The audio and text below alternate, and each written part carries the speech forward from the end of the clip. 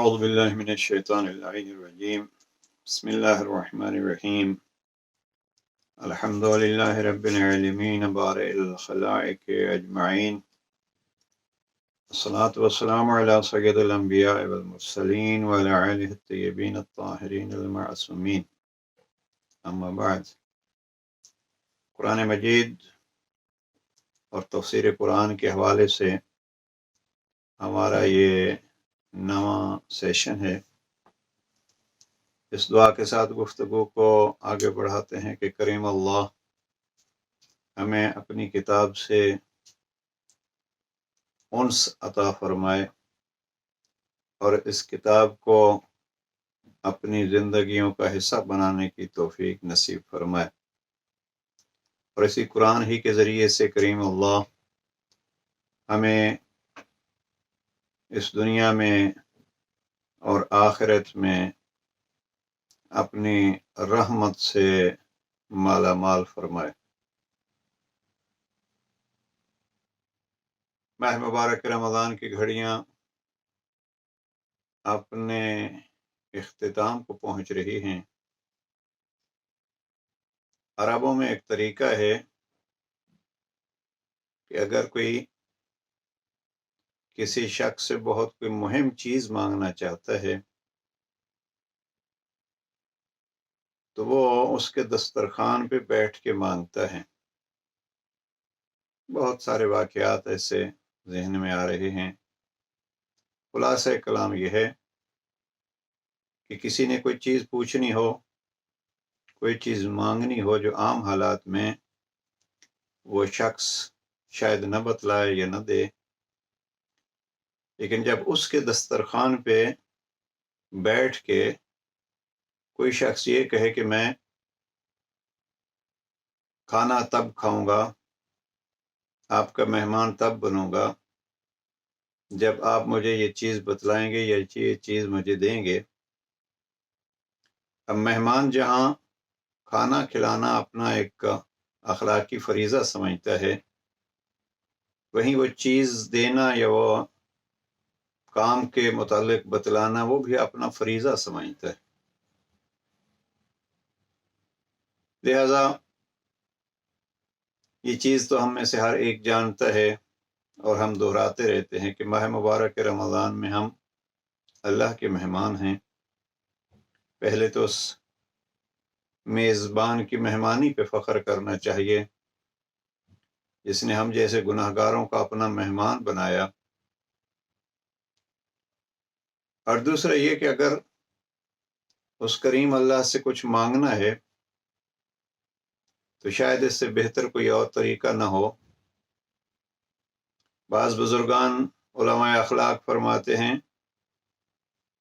کہ اگر اس کریم سے مانگنا ہو تو اس کا بہترین وقت افطار کا وقت ہے، اور افطار کے وقت بھی جب آپ روزے کے افطار کی نیت کر لیتے ہیں، افطار کے وقت کوئی چیز ہاتھ میں لے لیتے ہیں، ایک لحظہ کے لیے رک جائیے اور یہیں اس اللہ سے جس نے یہ ہمیں توفیق دی ہے ایک سوال کر لیجئے کہ ہم اس قابل تو نہیں ہے کہ تو اس سے کچھ مانگیں، لیکن تو نے ہمیں مہمان بنایا ہے۔ عربوں کی اس رسم کو دہراتے ہوئے ہم بھی تیری ذات سے یہ سوال کرتے ہیں کہ جس طریقے پہ ہمیں اس قابل بنایا کہ ہم تیرے مہمان ہوں، اسی انداز سے اپنے لطف و کرم سے، اپنے فضل و رحمت سے مہمان بن کے تیرے دسترخوان پہ بیٹھ کے یہ سوال کرتا ہوں۔ اور کتنا ہی خوب ہو اگر ماہ مبارک رمضان کے آخری عشرے میں اور آخری گھڑیوں میں کبھی ہم قرآن مجید ہی کو سامنے رکھ کے اس مالک کو کہیں کہ ہمیں قرآن فہمی کی توفیق عطا فرما، ہمیں قرآن کے ان بطون سے آگاہ فرما، اور اگر یہ محبت کسی کے دل میں ہوگی تو یقیناً اس کو نور قرآن کے ذریعے سے رب کریم منور فرمائے گا۔ لہذا اختتام ماہ مبارک رمضان پہ اس طرف غور کیجئے کہ مانگنا کیا ہے۔ اللہ والے اللہ سے کیا مانگتے رہے؟ ہر چیز مانگی، ہر وقت مانگی، اور اس کریم نے ہر ایک کو دی، ہر وقت دی، کوئی قید نہیں۔ لیکن اس کی باتوں کو سمجھنا، جیسے جناب موسیٰ نے دعا کی تھی جب ذمہ داری لگائی گئی، ڈیوٹی لگائی گئی کہ جاؤ موسیٰ ہارون کو بھی لے جاؤ اور فرعون کو تبلیغ کرو، انہو طغی، وہ باغی بن چکا ہے۔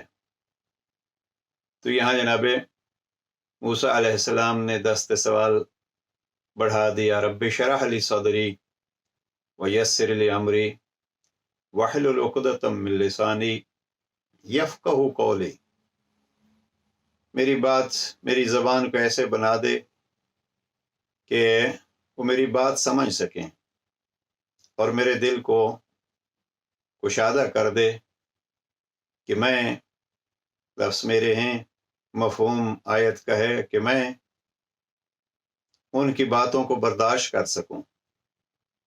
آئیے کوشش ہی کریں، یہ دعا ہم بھی مانگ لیں۔ یفقہوا قولی، پروردگار ہم یہ دعا کرتے ہیں کہ ہمارے دل کو اتنا وسیع کر دے، ہمارے ذہنوں میں اتنی نورانیت پیدا کر دے کہ ہم تیری بات کو سمجھ سکیں۔ اور اگر ہم ماہ مبارک رمضان میں یہ تحفہ اس کریم سے لے لیں تو ہم فقط اپنی زندگیوں کو ہی نہیں سنوار سکتے بلکہ دوسروں کی زندگیوں کو سنوار سکتے ہیں۔ ہمارے جیسے افراد کا جن کا زندگی کے ایک بڑے حصے میں تعلق غیر مسلموں سے رہا، آخر کیوں نہیں ہم اپنے آپ کو اس قابل بنا سکے کہ کبھی کوئی غیر مسلم ہمارے کسی ایک عمل کی وجہ سے یہ کہہ سکے یہ مسلمان ہیں۔ اس وقت اسلام کے خلاف جو پروپیگنڈا ہو رہا ہے، اس پروپیگنڈے کا سبب ہم خود بن رہے ہیں، ہمارے اعمال بن رہے ہیں، ہمارا کردار بن رہا ہے۔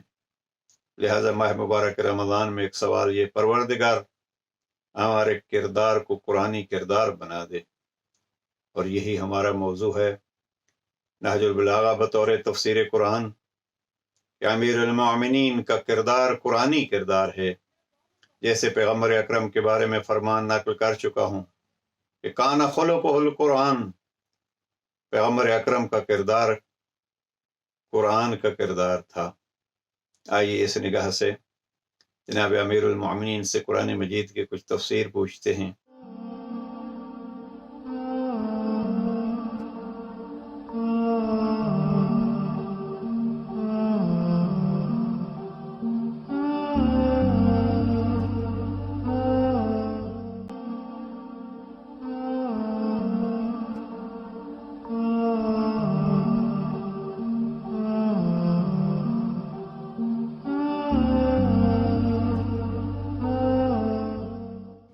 جناب امیر المؤمنین نے نہج البلاغہ کے خطبہ 174 میں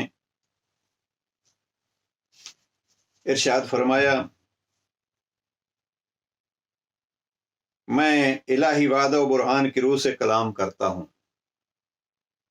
ایک تفصیلی بحث جس میں ہم اس وقت نہیں جاتے، ایک مجمع سے گفتگو کر رہے ہیں جس مجمع نے جناب امیر المؤمنین کو بہت تکلیف اور دکھ پہنچایا۔ وہاں امام فرماتے ہیں، اللہ وَإِنَّ الْقَدَرَ السَّابِقَ قَدْ وَقَعَ، دیکھو جو کچھ ہونا تھا وہ ہو چکا، اور جو فیصلہ خداوندی تھا وہ سامنے آ چکا ہے۔ میں الہی وعدہ و برہان کی روح سے کلام کرتا ہوں۔ وَإِنِّي مُتَقَلِّمٌ بِعِدَةِ اللَّهِ وَحُجَّتِهِ، یعنی جناب امیر علیہ السلام گویا یہ واضح فرما رہے ہیں، میرا کلام، میری گفتگو، میں جو کہنا چاہتا ہوں وہ مفہوم اللہ کے کلام کے مطابق اور اللہ کے وعدے اور اس دلیل کے مطابق ہے۔ پھر یہاں جناب امیر علیہ السلام نے قرآن مجید کی ایک آیت کی تلاوت کی، اور یہ وہ خوبصورت انداز ہے نہج البلاغہ کا کہ جناب امیر علیہ السلام کبھی قرآن مجید کی آیت کو پیش کر کے اس کی تفسیر بیان فرماتے ہیں، اور کبھی ایک مفہوم بیان کرتے کرتے قرآن مجید کو بطور دلیل لاتے ہیں۔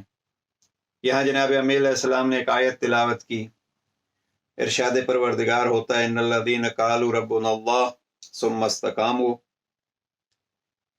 بے شک وہ لوگ جنہوں نے یہ کہا کہ ہمارا پروردگار اللہ ہے، قالوا ربنا اللہ، خوبصورت الفاظ ہیں، ربنا اللہ، ہمارا پروردگار اللہ ہے، ہمارا پرورش کرنے والا، ہماری دیکھ بھال کرنے والا، وہ رب جو ہمارے ہر ضرورت کا ضامن ہے وہ اللہ ہی ہے۔ ثم استقاموا، لیکن قرآن مجید کا ارشاد ہے کہ یہ کہہ لینا آسان ہے، اس پہ قائم رہنا مشکل ہے۔ انہوں نے کہا ربنا اللہ، ہمارا رب اللہ ہے، ثم استقاموا، اور پھر اس پہ ثابت قدم رہے، اس پہ قائم رہے، اس عقیدے پر جمے رہے کہ ہمارا رب اللہ ہے۔ تتنزل علیہم الملائکہ، تو اس عقیدے کا اثر کیا ہوتا ہے؟ یعنی ایک چیز زبان سے کہی، اس کو دل میں سجا لیا، اور اس بات کے دل میں اتر جانے کے بعد اس کا اثر کیا ہوتا ہے؟ دو اثر جناب امیر علیہ السلام نے یہاں بیان فرمائے۔ پہلا اثر یہ ہوتا ہے تتنزل علیہم بلکہ یہ قرآن مجید کی آیت ہے، ارشاد پروردگار ہے، تتنزل علیہم الملائکہ، ایسے افراد پر ملائکہ نازل ہوتے ہیں۔ اب یہ ملائکہ نازل ہوتے ہیں، ملائکہ انبیاء پہ نازل ہوتے ہیں، اس کا مقصد یہ نہیں ہے کہ وہ نبی ہی یہ مقام رکھتے ہیں، بلکہ اللہ ملائکہ کے ذریعے سے ان کو یہ الہام دے دیتا ہے، اور ان کے دلوں میں یہ بات اتر جاتی ہے، اور ان کو گویا یہ صدا سنائی دیتی ہے کہ ملائکہ کہہ رہے ہیں، کیا کہتے ہیں ملائکہ؟ اللہ تخافوا ولا تحزنوا، کہ ڈرو نہیں، گھبراؤ نہیں، وَأَبْشِرُوا بِالْجَنَّةِ، آپ کو بشارت ہو جنت کی، الَّتِي كُنْتُمْ تُوعَدُونَ، جس جنت کا تم سے وعدہ کیا گیا ہے۔ اب یہ ہے قرآن مجید کا مفہوم، اور جناب امیر المؤمنین نے یہ آیت تلاوت کی ہے۔ اب ذرا دیکھیے انداز علوی کہ امیر المؤمنین اس آیت کی تفسیر کیسے بیان کرتے ہیں۔ امام فرماتے ہیں کہ وَقَدْ قُلْتُمْ رَبُّنَا اللَّهُ، یہاں نہج البلاغہ کا خطبہ 174، اب تمہارا قول تو یہ ہے کہ وہ جو جناب امیر علیہ السلام کی مخالفت کر رہے تھے اور جناب امیر علیہ السلام کو پریشان کر رہے تھے، ان کے لیے جناب امیر علیہ السلام فرماتے ہیں آپ کا قول تو یہ ہے کہ ربنا اللہ، ہمارا رب، ہمارا پروردگار اللہ ہے، فاستقیموا علی کتابہ، تو اب اس کی کتاب پر جمے رہو، ثابت قدم رہو۔ اس کے لیے آپ کو زحمت دی ہے ناظرین و سامعین کہ یہ پڑھ لینا آسان ہے۔ علی فرماتے ہیں فاستقیموا علی کتابہ، جب یہ پڑھ لیا ہے تو اب اللہ کی کتاب پر جمے رہو، جو اللہ کی کتاب نے ہمیں کہا ہے اور ہم نے اس کو پڑھا ہے اس پر ڈٹ جاؤ، اس پر مضبوطی سے عقیدہ رکھو۔ الصالحۃ من عبادتہ وعلی الطریقۃ الصالحۃ من عبادتہ، ایک تو یہ کہ ہمارا رب اللہ ہے، اس پہ جمے رہو، اور پھر اس کی عبادت کے جو نیک طریقے ہیں انہی پہ ثابت قدم رہو۔ ثم لا تمرکوا منہا، کہیں اس سے باہر نکلنے کی کوشش نہ کرو، مت بھاگو اس سے۔ ولا تدعوا فیہا، اور نہ ہی شریعت کی راہ میں بدعتیں قائم کرتے رہو۔ بدعتیں حقیقت میں دین اسلام میں وہ نئی چیزیں داخل کرنا جو دین کا حصہ نہیں ہیں، اور اکثر جیسے گزشتہ سیشن میں یہ عرض کیا تھا کہ اپنی رائے کو اہمیت دینے کے لیے انسان قرآن کو اپنی مرضی کے مطابق ڈھالتا ہے، اور پھر قرآن ہی کو ذریعہ بنا کے دین میں نئی نئی ایجادات کرتا ہے۔ یعنی نام قرآن کا ہوتا ہے اور حقیقت میں اس کے پس پشت اس کی اپنی رائے ہوتی ہے، اور یہی بدعت کہلاتی ہے۔ جناب امیر المؤمنین بدعت کو یہ نہیں کہے گا کہ وہ یہ کہے کہ بس یہ میں کہہ رہا ہوں، نہیں، قرآن یہ کہتا ہے اور حدیث یہ کہتی ہے اور پیغمبر کا کردار یہ ہے اور معصومین کا کردار یہ ہے، نہیں، بلکہ حقیقت میں کتاب خدا کو دیکھیے۔ جناب امیر علیہ السلام فرماتے ہیں پھر اس میں کوئی نئی چیز مت ایجاد کیجیے۔ وَلَا تُخَالِفُوا عَنْهَا، اور نہ ہی قرآن کے خلاف چلو۔ اب یہ تاکیدیں ہیں، اور کس کے ضمن میں کہہ رہی ہیں؟ جناب امیر علیہ السلام فرماتے ہیں جب رب اللہ کہہ دیا، اللہ کو مان لیا، تو اب اللہ کی بھی مانو۔ اور اللہ کی مانے کیسے جائے گی؟ کہاں سے دیکھیں گے کہ اللہ کیا فرما رہے ہیں؟ اس کے لیے خود ایک کتاب خدا کو دیکھیں گے کہ اللہ کی کتاب کیا کہہ رہی ہے۔ فَإِنَّ أَهْلَ الْمُرُوكِ مُنْقَطَعٌ بِهِمْ عِنْدَ اللَّهِ يَوْمَ الْقِيَامَةِ، اس لیے کہ جو اس راہ سے نکل بھاگے وہ قیامت کے دن اللہ کی رحمت سے جدا ہونے والے ہیں۔ کس راہ سے؟ جو راہ اللہ کی کتاب بتلا رہی ہے، اس پہ ثابت قدم رہنا ہے۔ اس سے آگے جناب امیر علیہ السلام پھر استقامت کے لیے ایک عجیب نمونہ پیش کرتے ہیں۔ امام فرماتے ہیں کہ ثم ایاکم وتحذی الاخلاق، قرآن مجید کے مطابق آپ کے اخلاقیات ہونے چاہیے۔ پھر یہ کہ تم اپنے اخلاق و اطوار کو پلٹنے اور انہیں عدلنے بدلنے سے پرہیز کرو۔ یہ بھی ایک عمومی حکم ہوا کہ قرآن مجید میں جہاں رب اللہ کہا وہاں اپنے اخلاقیات کا بھی خیال کیجیے کہ آپ کے اخلاقیات بدلتے نہ رہیں، یعنی ہر ہوا کے جھونکے کے ساتھ آپ ادھر نہ چل پڑیں، بلکہ جو اصول آپ کو قرآن نے بتلائے ہیں۔ ایک حدیث میں ہے ان المؤمن اشد من غبر الحدید، مومن لوہے کی سلاخوں سے بھی سخت ہوتا ہے، اس لیے کہ لوہے کو جب گرم کیا جاتا ہے تو تغیر، اس کا رنگ بدل جاتا ہے، سرخ ہو جاتا ہے، لیکن مومن اس سے سخت ہے، ماحول سے، معاشرے سے، ارد گرد کی ہوا سے اور گرمی سے وہ رنگ نہیں بدلتا، اس لیے کہ جب لوہا رنگ بدلتا ہے تو پھر اس کو اپنی مرضی کے لیے موڑا جاتا ہے۔ نہیں، مومن اپنی مرضی کے لیے نہیں مڑتا اور نہ کسی شخص کی مرضی پہ مڑتا ہے، وہ رب کی مرضی کو دیکھتا ہے۔ تو یہاں جناب امیر علیہ السلام فرماتے ہیں کہ اگر یہ کہہ دیا ہے کہ ربنا اللہ، پھر اپنے اخلاقیات کو مت بدلو، اس لیے کہ جو بدل جائے، ہمارے ہاں ایک جملہ اکثر استعمال ہوتا ہے، خربوزہ خربوزے کو دیکھ کے رنگ پکڑتا ہے۔ میں یہ قرآن مجید کی تلاوت کرنے والے اور ماہ مبارک رمضان میں ان فرصتوں سے استفادہ کرنے والوں سے یہ گزارش کروں گا، آئیے ہم اپنے آپ کو خربوزہ نہ بنائیں کہ ہر بولنے والے اور ہر بیٹھنے والے کی وجہ سے ہم اپنا رنگ بدلتے رہیں۔ نہیں، مومن کا رنگ کہ صبغت اللہ، رنگ الہی ہوتا ہے اس کی زندگی میں۔ رنگ الہی کیا ہوتا ہے؟ یعنی قرآن مجید نے جس سے منع کیا اس سے رک جاتا ہے، اور جس کا حکم دیا ہے اس کو بجا لاتا ہے۔ صبغت اللہ ایک موضوع ہے، کسی وقت اگر فرصت ہوئی تو انشاءاللہ عرض کروں گا۔ ہمیں ایک ہی رنگ الہی، رنگ الہی یعنی میرا ہر عمل، بلکہ خالق تو ہماری سوچوں کا بھی مالک ہے اور جانتا ہے، تو ہماری سوچوں کا محور بھی اللہ کی مرضی کے مطابق ہو، یعنی ہمارا ہر عمل اور ہماری ہر سوچ اس پہ ہو کہ اللہ کیا چاہتا ہے، اللہ کی رضا کیا ہے۔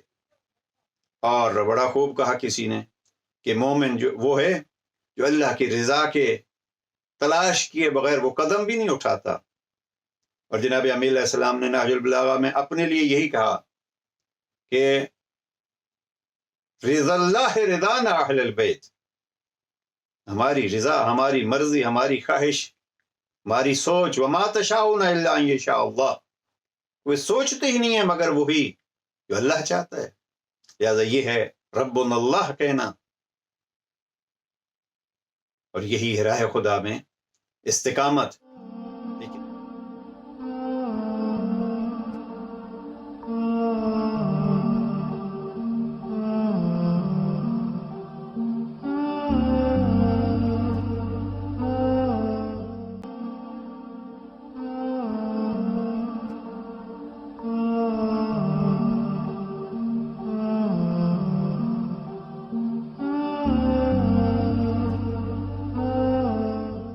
لیکن مجھے جو آج عرض کرنا ہے، قرآن مجید کی تفسیر جناب امیر المومنین نے اس آیت کی بڑے عجیب انداز سے کی ہے، اور جناب امیر علیہ السلام نے اس کو زبان کے حوالے سے پیش کیا ہے کہ اس استقامت دینی میں، اس راہ خدا میں مستقیم رہنے میں اور مضبوط رہنے میں زبان کا کیا کردار ہے۔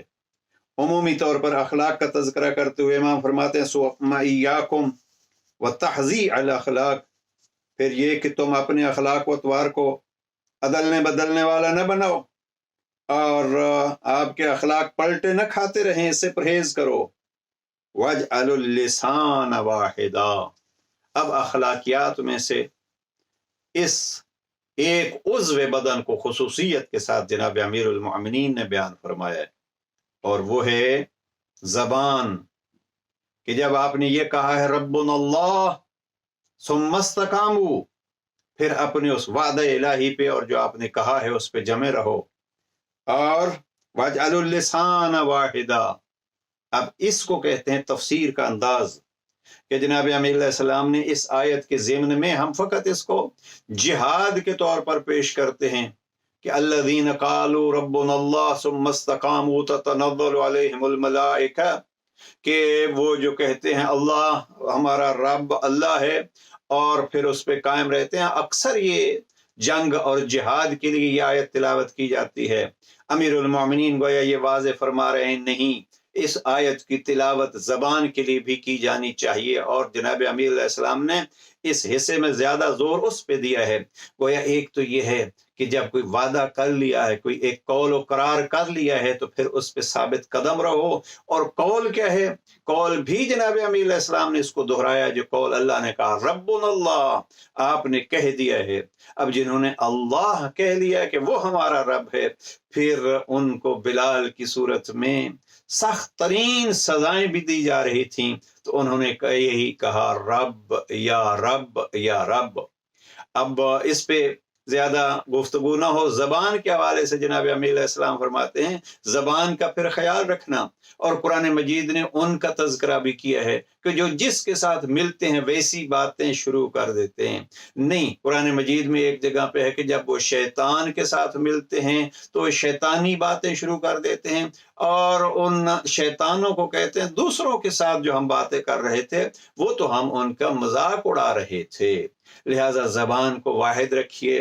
جناب امیر علیہ السلام فرماتے ہیں وَاجْعَلُوا اللِّسَانَ وَاحِدًا وَلْيَخْزُنِ الرَّجُلَ لِسَانَهُ، یہاں جناب امیر علیہ السلام زبان کی اہمیت اور زبان کے مقام کو بیان فرما رہے ہیں، اور خوبصورت لفظ جناب امیر علیہ السلام کے، اگر آج کے سیشن میں یہی ایک بات یاد کر لی جائے وَلْيَخْزُنِ الرَّجُلُ لِسَانَهُ، جناب امیر فرماتے ہیں کہ انسان کو چاہیے کہ وہ اپنی زبان کو قابو میں رکھے۔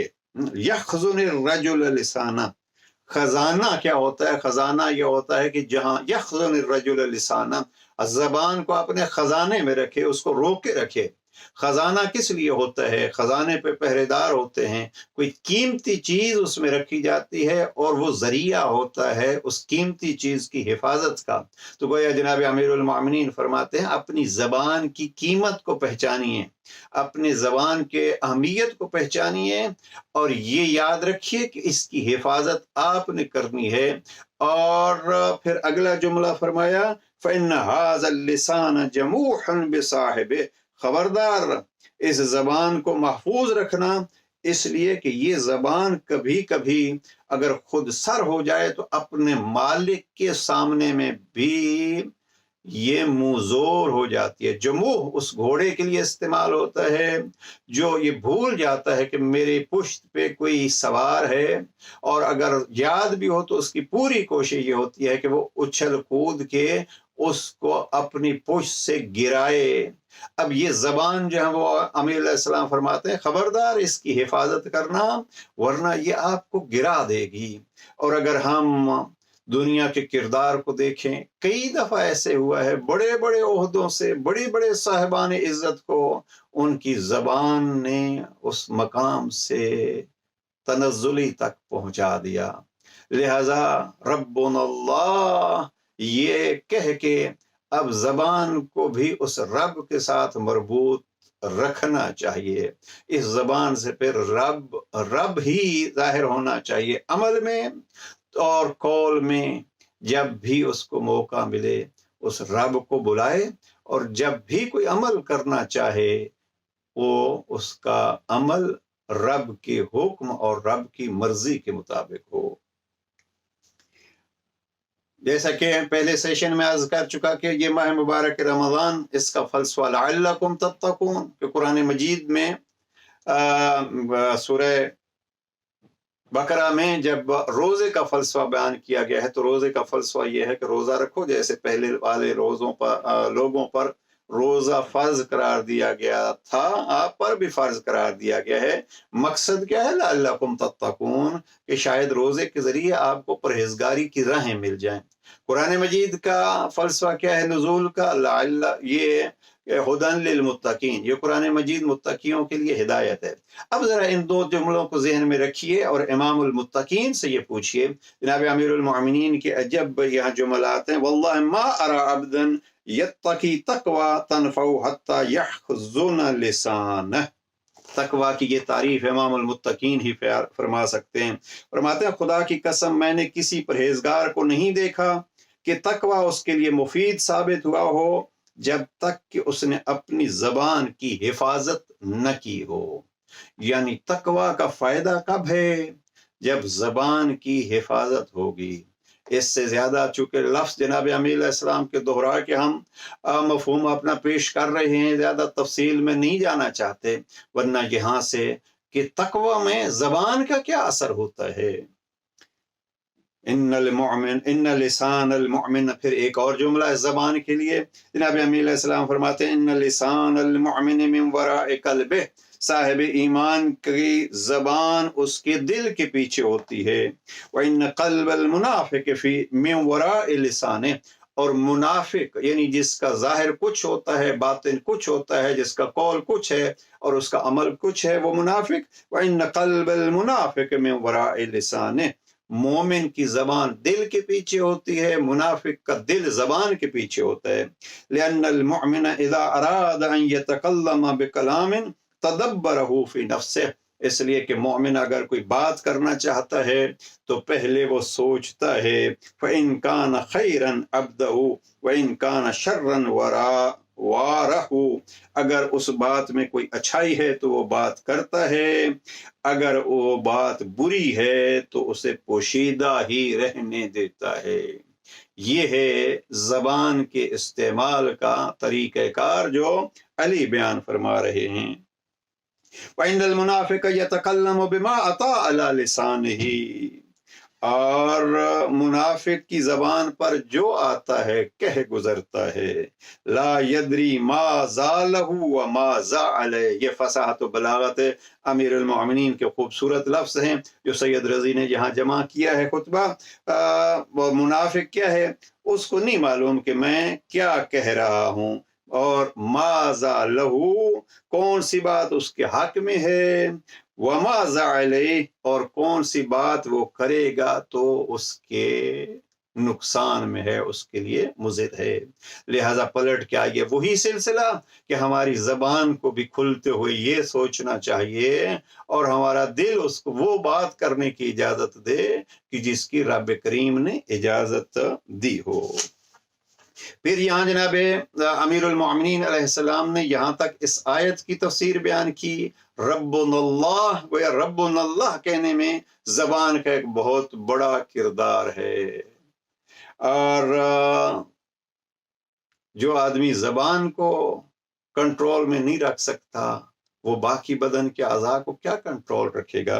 بہرحال یہاں جناب امیر علیہ السلام نے پھر اس آیت کے بعد پیغمبر اکرم کا ایک فرمان نقل کیا ہے. یہ ہے انداز نہج البلاغہ. وَلَقَدْ قَالَ رسول اللہ صلی اللہ علیہ وآلہ وسلم لا يستقیم ایمان عبد حتی یستقیم قلبہ، کسی بندے کا ایمان اس وقت تک محکم نہیں رہتا جب تک اس کا دل مستحکم نہ ہو. اور آخری جملہ ولا یستقیم قلبہ حتی یستقیم لسانہ، اور کسی بندے کا دل اس وقت تک مستحکم نہیں ہوتا جب تک زبان مستحکم نہ ہو.